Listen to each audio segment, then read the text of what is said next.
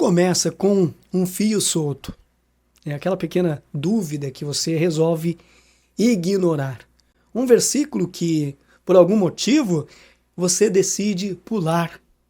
Um sentimento de frieza que você rapidamente justifica com o cansaço do dia a dia. Poucos percebem, mas esse costuma ser o primeiro sintoma de uma condição espiritual muito perigosa, que a Bíblia chama de apostasia. E o verdadeiro perigo não está no sintoma em si, mas no que ele se transforma quando ninguém está por perto para ver. Apostasia, para ser bem direto, é o abandono consciente e deliberado da fé. Veja bem, não é um tropeço, não é ter um momento de fraqueza como Pedro, que negou Jesus, mas depois chorou amargamente e foi restaurado. Apostasia é um virar de costas calculado, um verdadeiro divórcio espiritual com Deus. É um caminho que, na maioria das vezes, começa de forma silenciosa, quase invisível. A Bíblia nos avisa que nos últimos dias, muitos passariam por isso. Mas como saber se você, ou talvez alguém que você ama, está trilhando esse caminho perigoso? Neste vídeo, nós vamos expor, à luz da palavra, os sinais de alerta que a própria Bíblia nos dá, começando pelo primeiro e mais sutil de todos. O primeiro sintoma: dar ouvidos a espíritos enganadores. O primeiro rastro, a semente de todo desvio, está cravado no alerta que o apóstolo Paulo fez a Timóteo. Em 1 Timóteo, capítulo 4, a palavra de Deus é assustadoramente clara. Mas o Espírito expressamente diz que, nos últimos tempos, apostatarão alguns da fé, dando ouvidos a espíritos enganadores e a doutrinas de demônios. Você percebe a sequência? O abandono da fé não começa com uma atitude, mas com uma audição. Antes do afastamento da igreja, antes da negação pública, acontece uma mudança de audiência. O coração, que antes se alegrava em ouvir a voz do bom pastor, começa a dar atenção a outras vozes. E que vozes são essas hoje? Podem ser ideologias que insistem em dizer que a Bíblia é um livro ultrapassado, filosofias que colocam o eu no centro de tudo, afirmando que a sua verdade é a única que realmente importa. Podem ser até mesmo ensinamentos disfarçados de cristianismo, que diluem o evangelho, removem o escândalo da cruz, negam o pecado e transformam Jesus em apenas um bom mestre e não no salvador do mundo. Esses espíritos enganadores não aparecem com chifres e um tridente. Eles chegam de forma sofisticada, vestidos de intelectualidade, de progresso, de uma suposta nova revelação que o cristianismo tradicional não foi capaz de entender.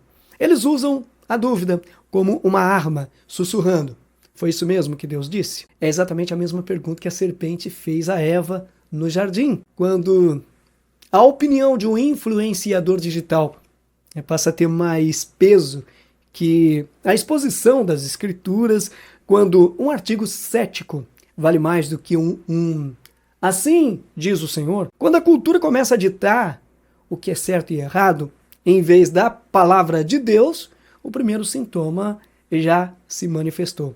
A audiência mudou e a trilha para o abandono da fé começou a ser percorrida. O coração que se torna incrédulo. O segundo sinal. Então, meus irmãos, o segundo sinal é uma consequência direta do primeiro. Depois de dar ouvidos às vozes erradas, o coração, inevitavelmente, começa a mudar. O autor de Hebreus nos faz um alerta profundo no capítulo 3. Tenham cuidado, irmãos, para que nenhum de vocês tenha um coração perverso e incrédulo que se afaste do Deus vivo. A incredulidade que ele menciona aqui não é a dúvida sincera de quem busca respostas. Não é a crise de fé de um salmista que derrama sua dor diante de Deus.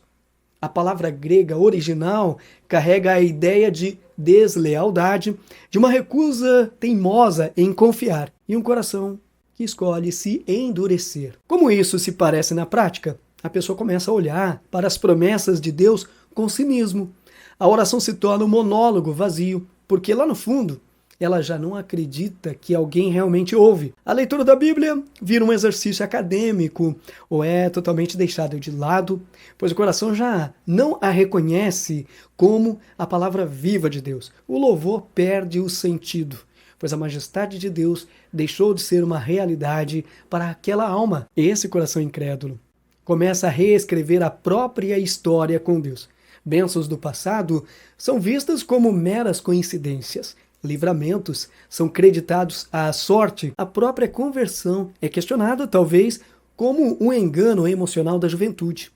O perigo é que esse endurecimento é progressivo. Começa com uma pequena semente de desconfiança e, se não for combatido com arrependimento e um retorno à fé, cresce até se tornar uma muralha de incredulidade que isola a pessoa da presença do Deus vivo. É quando a consciência, como diz 1 Timóteo 4, fica cauterizada, ou seja, insensível ao toque do Espírito Santo. A troca da verdade por fábulas. O terceiro rastro é uma mudança de apetite espiritual. Em sua segunda carta a Timóteo, Paulo profetizou isso com precisão cirúrgica, pois virá o tempo em que não suportarão a sã doutrina. Pelo contrário, sentindo coceira nos ouvidos, juntarão mestres para si mesmos, segundo seus próprios desejos, e se recusarão a dar ouvidos à verdade, voltando-se para as fábulas. Coceira nos ouvidos. Que expressão perfeita para os nossos dias, não é? A sã doutrina, que fala sobre pecado, arrependimento, a necessidade da cruz e a soberania de Deus, começa a soar desconfortável, até ofensiva. A pessoa não quer mais ser confrontada, ela quer ser afirmada. Ela não quer ouvir o que precisa mudar, quer ouvir que está tudo bem do jeito que está. E assim ela começa a procurar por mestres que vão coçar essa coceira. Ela busca pregadores que só falam de prosperidade, mas nunca de renúncia. Ela encontra comunidades que celebram o ego, mas nunca falam sobre morrer para si mesmo. Ela consome conteúdo que justifica seus pecados e desejos, rotulando tudo como uma nova forma de espiritualidade. As fábulas modernas são muitas. O evangelho do coaching, a teologia do pensamento positivo, a ideia de que todos os caminhos levam a Deus, ou a teologia liberal que nega os milagres e a ressurreição. São mensagens atraentes, fáceis de engolir, que não exigem nada de nós, a não ser que nos sintamos bem. Quando você notar que alguém está sempre criticando a pregação fiel da palavra, chamando-a de pesada ou antiquada, e ao mesmo tempo está fascinado por ensinos novos que agradam a carne e relativizam a verdade, esse é um sinal claro de que essa pessoa está se recusando a ouvir a verdade e já se voltou para as fábulas, o amor ao mundo e a própria reputação. O quarto sinal é uma mudança no que se ama. O apóstolo João é direto e reto em sua primeira carta. Não amem o mundo, nem o que nele há. Se alguém ama o mundo, o amor do Pai não está nele. O apóstata em formação começa a desenvolver um amor e uma lealdade cada vez maiores pelo sistema de valores do mundo, que é o oposto do sistema de Deus. A aprovação das pessoas se torna mais importante do que a aprovação de Deus. O sucesso, a carreira, a reputação e os prazeres que o mundo oferece viram os verdadeiros tesouros do coração. Isso se manifesta de formas sutis. A pessoa sente vergonha de se identificar como um cristão sério no trabalho ou entre amigos. Ela para de falar sobre sua fé, começa a fazer pequenas concessões morais para ser aceita, para não parecer radical. Ela ri de piadas que antes a deixariam triste. Adota práticas e um estilo de vida que a Bíblia condena, tudo em nome de ser relevante ou mente aberta. Judas Iscariotes é o exemplo trágico disso. Ele andou com Jesus, viu os milagres, ouviu os ensinos, mas o seu amor ao dinheiro falou mais alto. O desejo pelo que o mundo oferecia o levou a trair o Filho de Deus. O amor ao mundo sempre leva a uma traição da fé, seja por 30 moedas de prata ou pelo desejo de popularidade nas redes sociais. Pense nisso. Você tem negociado sua identidade em Cristo por um pouco de aceitação? O medo de que os outros vão pensar tem calado o seu testemunho? Se o seu maior medo é ser rejeitado pelo mundo e não o de entristecer o Espírito Santo, tome cuidado. Este é um sinal de que o amor ao mundo pode estar tentando expulsar o amor do Pai do seu coração. A negligência da palavra e da oração. O quinto e último rastro é o abandono das disciplinas espirituais mais básicas. No livro de Oséias, Deus lamenta: o meu povo está sendo destruído porque lhe falta o conhecimento. Ninguém abandona a fé da noite para o dia. O processo é, na verdade, uma lenta fome espiritual autoimposta. A pessoa que está se desviando simplesmente para de se alimentar. A Bíblia começa a juntar poeira na estante. A oração se torna cada vez mais rara e curta até desaparecer. A comunhão com outros irmãos, que antes era uma alegria, vira uma obrigação, depois um incômodo e, por fim, é totalmente cortada. Por que isso acontece? Porque a palavra e a oração são as linhas de comunicação direta com o Deus vivo. A palavra nos confronta e nos corrige. A oração nos mantém humildes e dependentes. Para alguém que está secretamente nutrindo a incredulidade e amando o mundo, essas práticas se tornam insuportáveis. Elas criam um conflito interno que a pessoa não quer mais sentir. É como um paciente que para de tomar o remédio porque não quer admitir que está doente.